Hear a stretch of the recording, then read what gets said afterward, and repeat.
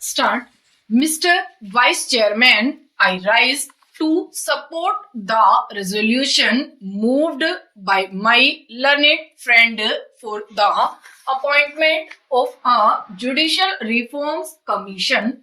As mentioned in the resolution, sir, the purpose of this proposal is to ensure that our judicial and legal system becomes an effective instrument of social change and provides socio-economic justice to the underprivileged and the weaker sections of our society.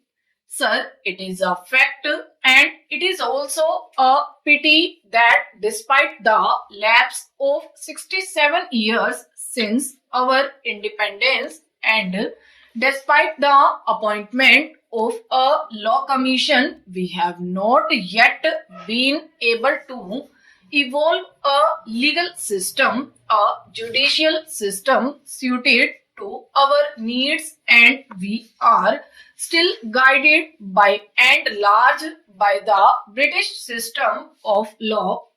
It was in the last century that four law commissions were appointed, and people like Macaulay and others were there to frame the laws for us, and these laws were basically meant for ruling the colonial people and meant for the colonial regime, and we are still being guided by these very laws. It is therefore very necessary that the entire laws of the country are looked into and a different system is evolved which will be suited to the needs of our country. Today, sir, ours is a socialist republic. The laws that we have enacted were originally those of the British and they were not meant for a socialist republic. As I said earlier, they were meant for a British colony. But, sir, today the judicial system has to be an instrument of social change so that the society may be developed on the desired socialistic pattern.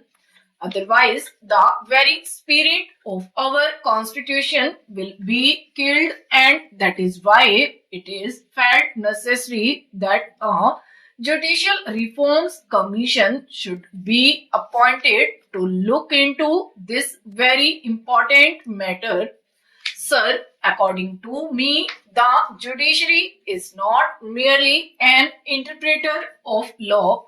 The judiciary has a much more important obligation to perform. The judiciary in a democracy like ours is also the protector and the watchdog of the citizens' rights and privileges, and we find today that the judicial or the legal system as it stands today is entirely helpless.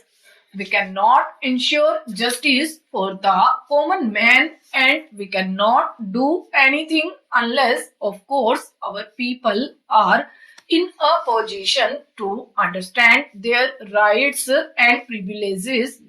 They also have no means by which they can take their matters to a court of law for justice, and unless these two things are done, our courts will keep quiet, will just watch the exploitation of man by man in our country, and of course, like passive onlookers, they would be just doing their duty as a formality. That is why it is necessary that our legal system is suitably developed through intensive research in the field of law so that the law is in a position to cater to the needs of the people. As I was saying, our present law is not in a position to cater to our present suffering and toiling masses and the weaker sections of society. Sir, it is a very happy thing. I should say that when the Law Commission was first appointed by Parliament, it was agreed to by our first Prime Minister Pandit Jawaharlal Nehru in pursuance of or in reply to a non-official resolution which was tabled in the Lok Sabha today also.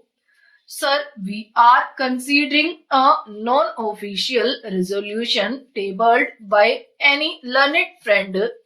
It was in 1954 that non-official resolution was tabled in the Lok Sabha suggesting the appointment of a law commission, and our learned and great Prime Minister Pandit Jawaharlal Nehru agreed to that resolution, in pursuance of which that law commission was ultimately appointed. It said that the law commission should be appointed with a view to realize that justice is simple, speedy, cheap, effective, and substantial. Now, I would like to ask the law minister whether any of these things has been achieved since the setting up of the law commission. We have not been able to make justice speedy. We have not been able to make justice cheap.